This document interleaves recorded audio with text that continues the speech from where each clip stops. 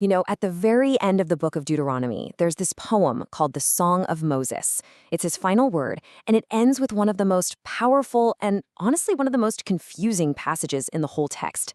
It seems to hold this massive contradiction. And it all starts with this. Wow.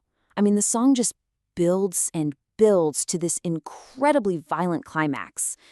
God is pictured as this divine warrior, sharpening his lightning sword, getting his arrows ready. It's so graphic, it's intense, and it sounds like an all-out war. But then, right after that, something really strange happens. The whole tone just flips. And that's the puzzle, right? How in the world do you get from a sword literally devouring flesh to a giant cosmic choir where everyone is celebrating? It just doesn't seem to fit.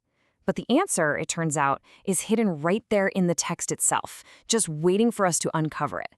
All we have to do is follow the clues. Okay, so our first clue is wrapped up in one single, really misunderstood word that's right at the heart of this whole thing: vengeance. Now, for us, that word immediately makes us think of personal, emotional, angry revenge. But that's not at all what the original Hebrew was getting at. The Hebrew word is nakam, and in the Bible's legal and cosmic world, nakam isn't about, getting even. It's about a sovereign king stepping in to enforce the rules of a treaty, a covenant. It's all about restoring order when things have gone completely off the rails.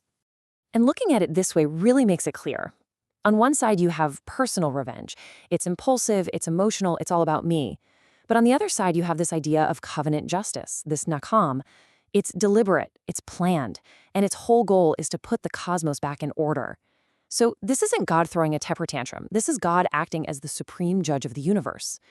Okay, so we've redefined vengeance as justice. But justice against who? And that question leads us right to our second clue. It turns out the battlefield for this divine justice isn't where you might think. This war, it's not just an earthly one. Yeah, this song isn't just about human armies clashing on some dusty field. The scope here is so much bigger. We're talking about a conflict that stretches from the earth all the way up into the heavens themselves. It's a cosmic war. And believe it or not, the proof is right there in the very same poem. A little earlier in the song, we find this incredible verse. And you really see it clearly in the older manuscripts, like the ones found in the Dead Sea Scrolls. It says that way back at Babel, when God scattered humanity, he actually assigned the nations to the authority of these divine beings, these sons of God. This is what scholars call the divine council view world. The idea is that God put these angelic beings in charge of the nations, but they went rogue. They rebelled, they became corrupt, and they led humanity into all kinds of injustice and idolatry. So, and this is the key, that vengeance we read about, it's not just targeting people. It's a divine lawsuit against the corrupt spiritual powers that were supposed to be governing the world fairly. And all of that leads us to our third and, honestly, our most decisive clue. It turns out a key verse right at the end of this passage looks totally different in the oldest manuscripts compared to what most of us have in our Bibles today. Okay, check this out. The version in most of our modern Bibles is pretty short and sweet. But the older texts, the ones from the Dead Sea Scrolls and the ancient Greek translation, they're way longer.